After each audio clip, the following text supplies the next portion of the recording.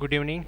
आज आप लोगों के लिए टॉपिक लेके आया हूँ आनुवंशिकता, विज्ञान के महत्वपूर्ण टॉपिकों में से एक, जो पटवार आरएस व्याख्याता अन्य शिक्षक भर्तियों के लिए भी काफ़ी महत्वपूर्ण और स्कूली शिक्षा के विद्यार्थियों के लिए भी महत्वपूर्ण है। ये आज का टॉपिक अपना, इसका नाम है आनुवंशिकता। चलिए प्रारंभ करते हैं बिना किसी देर के आज का टॉपिक। आनुवंशिकता पढ़ने से पहले हमें यह जानना जरूरी है कि आनुवंशिकी या आनुवंशिकता होता क्या है। ये एक जीव विज्ञान की शाखा है जिसमें सजीवों में लक्षणों की आनुवंशिकता और विभिन्नताओं का अध्ययन किया जाता है। यानी सजीवों में एक पीढ़ी से दूसरी पीढ़ी में, अगली पीढ़ी में उनके लक्षण या गुण किस प्रकार से स्थानांतरित होते हैं, उनका अध्ययन करना आनुवंशिकी या जेनेटिक्स कहलाता है। जेनेटिक्स शब्द का प्रथम प्रयोग बैटसन ने किया था। याद रखिएगा, बैटसन महोदय थे जिन्होंने जेनेटिक्स शब्द का प्रथम बार प्रयोग किया। आनुवंशिक लक्षण या गुण एक पीढ़ी से दूसरी पीढ़ी में जीन के माध्यम से स्थानांतरित होते हैं। यानी जीन के माध्यम से एक पीढ़ी के लक्षण या गुण दूसरी पीढ़ी में स्थानांतरित होते हैं। और आनुवंशिकता का जनक आप सबको पता ही है, ग्रेगर जॉन मेंडल को कहते हैं। ग्रेगर जॉन मेंडल आनुवंशिकता के जनक माने जाते हैं, जिन्होंने उद्यान मटर पाइसम सैटाइवम पर संकरण का प्रयोग किया था। आपने उद्यान मटर का प्रयोग किया था, पाइसम सैटाइवम वैज्ञानिक नाम, इस पर संकरण के आपने प्रयोग किए थे। और आपके प्रयोगों को ब्रून सोसाइटी ऑफ नेचुरल हिस्ट्री के सामने आपने प्रस्तुत किया, जो 1866 में प्रकाशित हुए। उनकी वार्षिकी थी जिसमें पादप संकरण प्रयोग के नाम से प्रकाशित हुए। मेंडल के नियमों की पुनः खोज बाद में ह्यूगो डी ब्रीज, जर्मनी के कार्ल कोरेंस और ऑस्ट्रिया के एरिक वॉन सेरमम ने भी अलग अलग कार्य करते हुए किए थे। वंशागति या हेरिडिटी क्या होती है या क्या कहलाती है? वंशागति या हेरिडिटी आनुवंशिक लक्षणों का जनक पीढ़ी से संतति पीढ़ी में संचरण होना वंशागति या हेरिडिटी कहलाती है। यानी एक पीढ़ी के लक्षणों का दूसरी पीढ़ी में या संतति पीढ़ी में संचरण होना वंशागति या हेरिडिटी कहलाता है। हेरिडिटी शब्द का सर्वप्रथम प्रयोग स्पेंसर ने किया था। जेनेटिक्स शब्द का प्रयोग जो है प्रथम बार बैटसन ने किया था और हेरिडिटी शब्द का प्रथम प्रयोग स्पेंसर ने किया था। लैंगिक जनन में जीन विनिमय होने के कारण एक ही जाति के सजीवों के मध्य परस्पर भिन्नताएं पाई जाती है। यानी एक ही जाति के सजीव हैं, उनमें आपस में विभिन्नताएं पाई जाती है। उसका कारण है लैंगिक जनन में जीन विनिमय होना। लैंगिक जनन में जीन विनिमय होने के कारण ही एक ही जाति के सजीवों में भी परस्पर विभिन्नता पाई जाती है। वह गुणसूत्र जो आनुवंशिक गुणों को रासायनिक पदार्थ के रूप में एक पीढ़ी से दूसरी पीढ़ी को स्थानांतरित करते हैं, वह जीन कहलाते हैं। जीन किसे कहते हैं? जीन एक गुणसूत्र है जो आनुवंशिक गुणों को रासायनिक पदार्थ के रूप में एक पीढ़ी से दूसरी पीढ़ी में स्थानांतरित करता है। गुणसूत्र न्यूक्लिक अम्ल, डीएनए व आरएनए और प्रोटीन से बने हुए होते हैं। गुणसूत्र किसके बने हुए होते हैं? न्यूक्लिक अम्ल। न्यूक्लिक अम्ल में डीएनए और आरएनए और प्रोटीन, इनसे मिलकर के डीएनए, आरएनए और प्रोटीन से मिलकर के गुणसूत्र बनते हैं। गुणसूत्र के ऊपर जीन लगे हुए होते हैं और इनकी संख्या मनुष्य के प्रति कोशिका में 10,000 से अधिक होती है। गुणसूत्र के ऊपर लगे हुए जीन होते हैं और सामान्यतः हर मनुष्य की प्रत्येक कोशिका में 10,000 से अधिक जीन होते हैं। डॉक्टर हरगोविंद खुराना को 1968 में डीएनए निर्माण के लिए नोबेल पुरस्कार प्रदान किया गया था। भारतीय मूल के वैज्ञानिक डॉक्टर हरगोविंद खुराना, जिनको डीएनए निर्माण के लिए नोबेल पुरस्कार प्राप्त हुआ था, कब? 1968 में। और खुराना साहब ने ही 1970 में प्रथम कृत्रिम मानव जीन का निर्माण किया था। पहले कृत्रिम मानव जीन का निर्माण करने का श्रेय डॉक्टर हरगोविंद खुराना को जाता है। 1970 में आपने ये किया था। उत्परिवर्तन के सिद्धांत का प्रतिपादन, उत्परिवर्तन के सिद्धांत का प्रतिपादन किसने किया? ह्यूगो डी ब्रीज ने। ह्यूगो डी ब्रीज ने उत्परिवर्तन के सिद्धांत का प्रतिपादन किया। मानव में गुणसूत्रों की संख्या कितनी होती है? 46। मानव में 46 गुणसूत्र होते हैं। विकास का सिद्धांत दिया था चार्ल्स डार्विन ने। उत्परिवर्तन का सिद्धांत ह्यूगो डी ब्रीज ने और विकास का सिद्धांत चार्ल्स डार्विन ने। चलिए आगे बढ़ते हैं। अब हम लोग देखते हैं आनुवंशिकता में मेंडल के द्वारा किए गए योगदान के बारे में। मेंडलवाद से तात्पर्य है आनुवंशिकता के नियमों को ही मेंडल कहते हैं। आपने मटर के पौधे का चयन किया था, तो आपके द्वारा चयनित किए गए मटर के पौधे के लक्षण कौन कौन से थे, उसको इस सारणी के माध्यम से समझने का प्रयास करते हैं।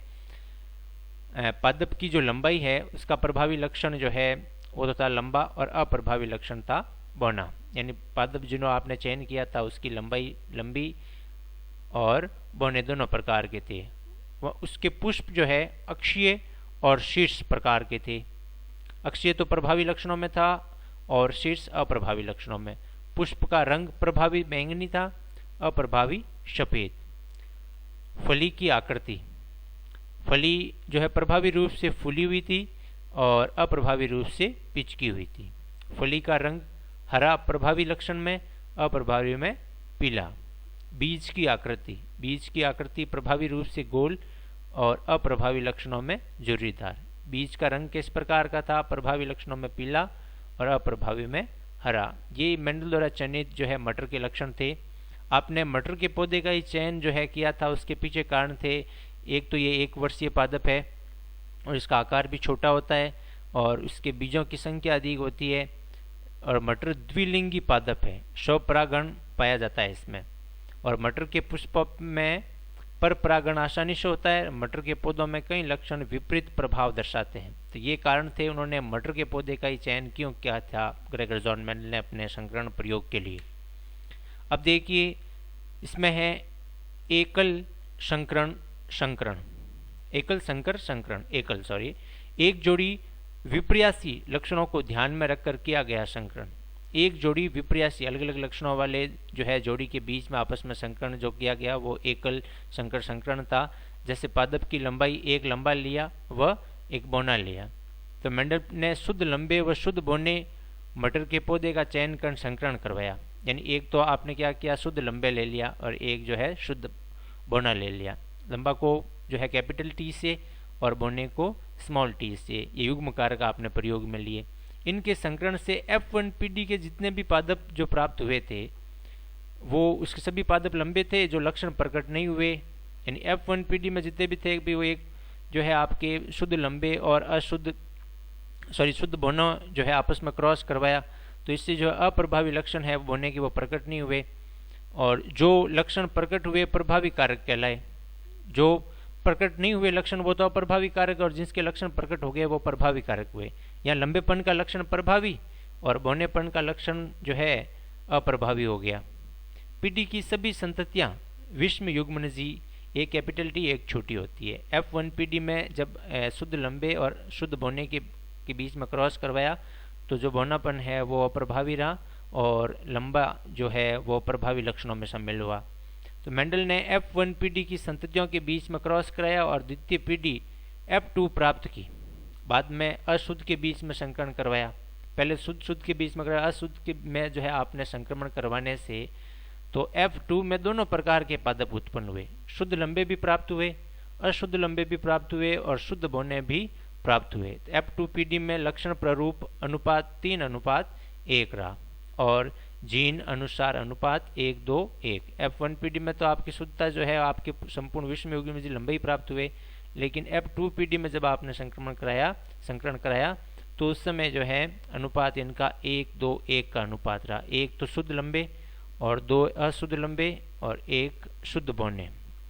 तो ये एकल संकर संकरण का प्रयोग था, मेंडल के द्वारा पादपों पर किया गया।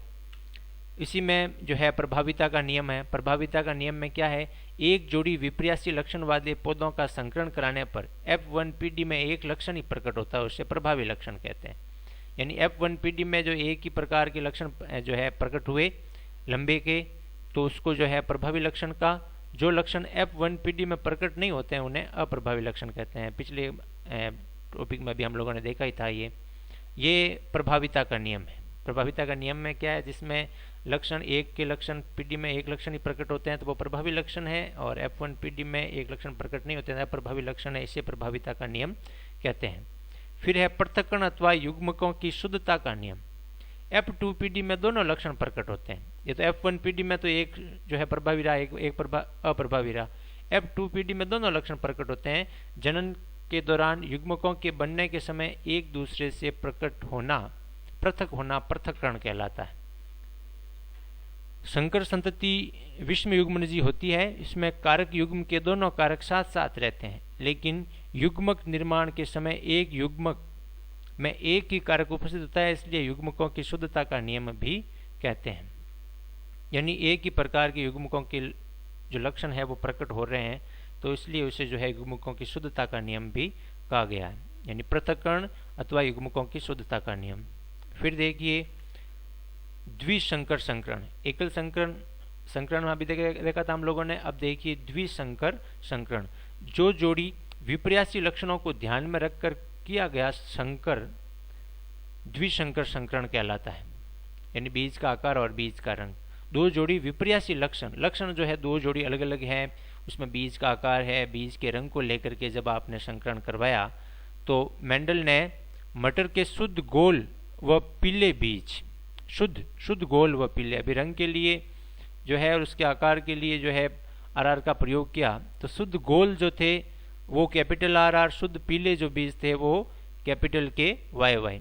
पादपों का संकरण शुद्ध झुर्रीदार व हरे बीज। शुद्ध झुर्रीदार के लिए संकेत क्या है? Small R. शुद्ध गोल के लिए कैपिटल आर और शुद्ध झुर्रीदार के लिए स्मॉल आर। शुद्ध पीले जो है बीज उनके लिए कैपिटल वाई और हरे बीज उनके लिए स्मॉल वाई। पादपों में आपस में संक्रमण करवाया तो F1PD में गोल एवं पीले बीज वाले पादप प्राप्त हुए। जब पहली F1PD में प्रयोग करवाया गया इसका, जिसमें शुद्ध गोल पीले लिए गए और शुद्ध झुर्रीदार हरे लिए गए, आपस में जब इनका संकरण कराया गया तो इससे विषम युग्मजी गोल पीले जो है पादप प्राप्त हुए। अर्थात गोल एवं पीले बीज का कारक प्रभावी और झुर्रीदार और हरा कारक अप्रभावी रहा, यानी इसमें भी प्रभाव जो है वो ज़्यादा किनका रहा? शुद्ध गोल पीलों का बजाय शुद्ध झुर्रीदार हरों की बजाय शुद्ध गोल पीले का प्रभाव ज़्यादा रहा। तो प्रभावित तो कौन से हो गए? शुद्ध गोल पीले, और अप्रभावी कारक कौन से हो गए? शुद्ध झुर्रीदार हरे। तो F1PD के पादपों में शव परागण कराकर F2PD प्राप्त की। अब F1PD के पादपों के उपरोक्त चारों कारक F2PD में स्वतंत्र रूप से प्रकट हुए, अर्थात उनके बीज गोल पीले, गोल हरे, झुर्रीदार पीले, झुर्रीदार हरे सब प्रकार के थे। तो F2PD के पादपों में लक्षण अनुसार अनुपात 9:3:3:1 प्राप्त हुआ। इसे ही द्विसंकर अनुपात कहते हैं। एकल संकर में तो 3:1 ही रहा, लेकिन द्विसंकर में जो है 9:3:3:1 प्राप्त हुआ। तो F2PD के पादपों में लक्षण अनुसार प्राप्त हुआ, इसे ही द्विसंकर अनुपात कहते हैं। इसका जीन अनुसार अनुपात, लक्षण तो ये रहे और जीन प्ररूप के अनुसार उनका अनुपात 1:2:4:1:1:2:1:1 प्राप्त हुआ। तो ये है द्विसंकर संकरण। फिर देखिए स्वतंत्र अपव्यूहन का नियम क्या है। दो या दो से अधिक जोड़ी विपर्यासी लक्षणों वाले जनकों के मध्य क्रॉस करवाया जाता है तो सभी लक्षण स्वतंत्र रूप से प्रकट होते हैं। दो जोड़ी से अधिक जोड़ी विपर्यासी अलग अलग लक्षणों वालों के बीच में क्रॉस करवाया तो सभी लक्षण स्वतंत्र रूप से प्रकट होते हैं। एक लक्षण की वंशागति पर दूसरे लक्षण की उपस्थिति का कोई प्रभाव नहीं पड़ता है, उसको स्वतंत्र अपव्यूहन का नियम कहते हैं। फिर देखिए मेंडल ने वंशागति के नियमों का महत्व क्या है। आपके द्वारा वंशागति के जो नियम दिए उनके क्या महत्व रहा है। अधिकांशतः हानिकारक घातक जीन अप्रभावी होते हैं, इस कारण प्रभावी जीन की उपस्थिति में रोग कारक नहीं रहते हैं।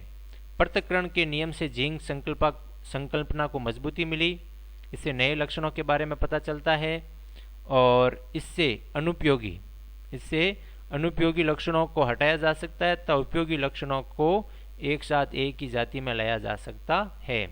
इससे अधिक रोग प्रतिरोधी फसली पौधों का विकसित किया जा सकता है और मानव जाति के सुधार से संबंधित विज्ञान की शाखा सुजननी की मेंडल के नियमों पर ही आधारित है। तो चलिए आज का अपना ये टॉपिक था आनुवांशिकता का। ग्रेगर जॉन मेंडल, जिनको आनुवांशिकता का जनक कहते हैं। उम्मीद है आप लोगों के लिए ये काफ़ी अच्छा साबित होगा। बने रहिए हमारे साथ इसी प्रकार के और अपडेट्स के लिए। लाइक और सब्सक्राइब करना ना भूलिएगा। Thank you.